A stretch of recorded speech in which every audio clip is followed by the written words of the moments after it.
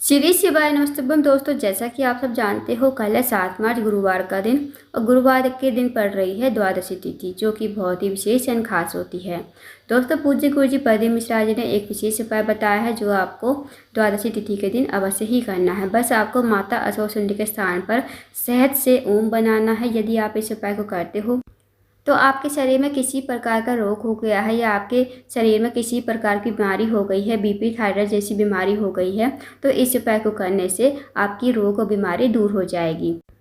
साथ ही दोस्तों, अगर आपकी कोई विशेष मनोकामना है, चाहे आपकी मनोकामना धन को लेकर हो, व्यापार को लेकर हो, नौकरी को लेकर हो, या फिर आपके जीवन की कोई बड़ी समस्या चल रही हो, बस आपको 21 चावल के दाने से अचूक उपाय करना है। यदि आप इस उपाय को करते हो तो आपकी मनोकामना भी अवश्य ही पूर्ण हो जाएगी। पूज्य गुरु जी कथा को सुनकर उपाय को अच्छे से समझाने का प्रयास करेंगे।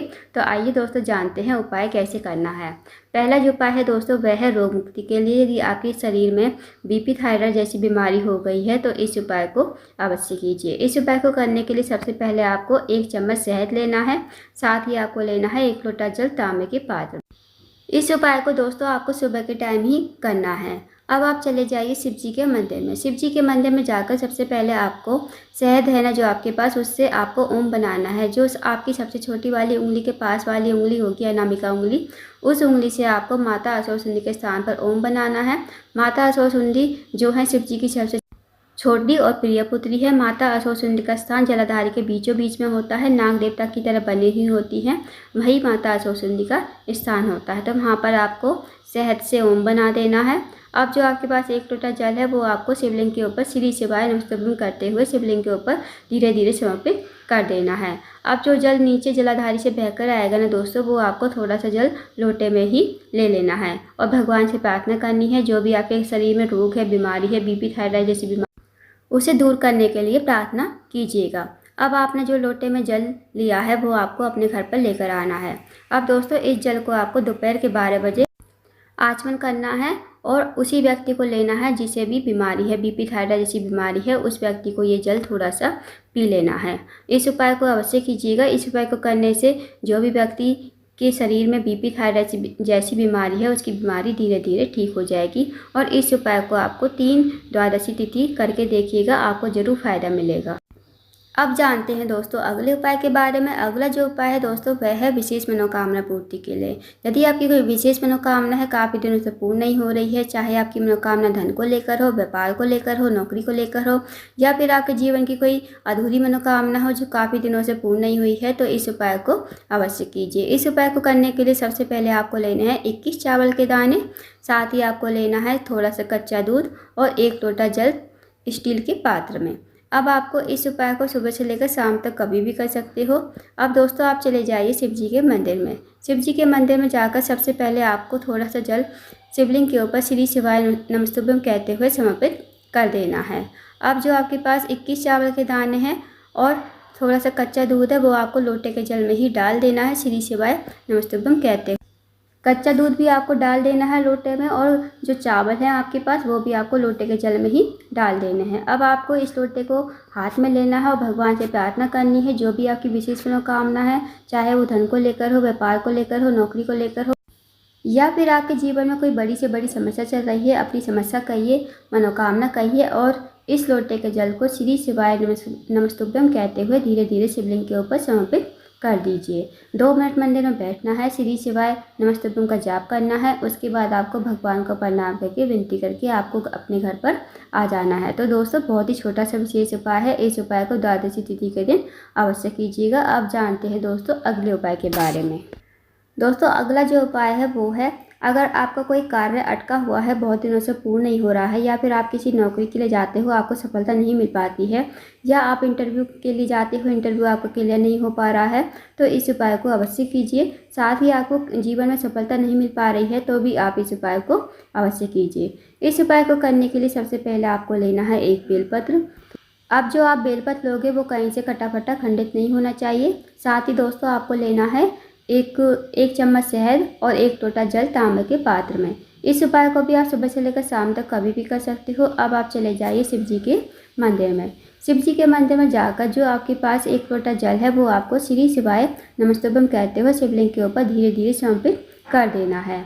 अब जो दोस्तों आपके पास एक बेलपत्र है और शहद है आपके पास, जो बेलपत्र की बड़ी वाली पत्ती होती है ना, उस पर आपको अनामिका उंगली से ओम का निर्माण करना है। बेलपत्र की बड़ी वाली पत्ती पर ओम का निर्माण करना है। जो बाकी की 2 पत्ती हैं उन पर आपको मात्र एक एक बिंदी अनामिका उंगली से शहद की लगा देनी है। अब थोड़ा सा शहद आपको बचाना है। जब आपके बेलपत्र पर ओम का निर्माण हो जाए, दोनों बिंदी लग जाए, तब आपको इस बेलपत्र को अपने हाथ में लेना है, सीधे हाथ की हथेली पर रखना है। भगवान से मनोकामना बोलनी है, जो भी आपकी विशेष मनोकामना है, जो भी आपका कार्य अटका हुआ है, विवाह में बाधा आ रही है, अड़चन आ रही है, या आपको नौकरी नहीं लग पा रही है, तो आप अपनी मनोकामना बोलकर इस बेलपत्र को श्री शिवाय नमस्तुभ्यं कहते हुए शिवलिंग के ऊपर समर्पित कर दीजिएगा। अब जो आपने शहद बचाया है ना, उस शहद को आपको जलाधारी पर 7 बिंदी लगानी है शहद की। अब आपको बिंदी कैसे लगानी है, जहाँ पर शिवलिंग विराजमान है ना, और जहाँ माता असुरसिंह का स्थान है, तो वहाँ से आपको स्टार्ट करनी है पहली बिंदी। अब पहली बिंदी आप जहाँ शिवलिंग विराजमान है, तो वहाँ से स्टार्ट करोगे, और जो 7वीं बिंदी होगी वो आपको जलाधार के एंड पर लगानी है, जहाँ से पानी नीचे बहकर गिरता है।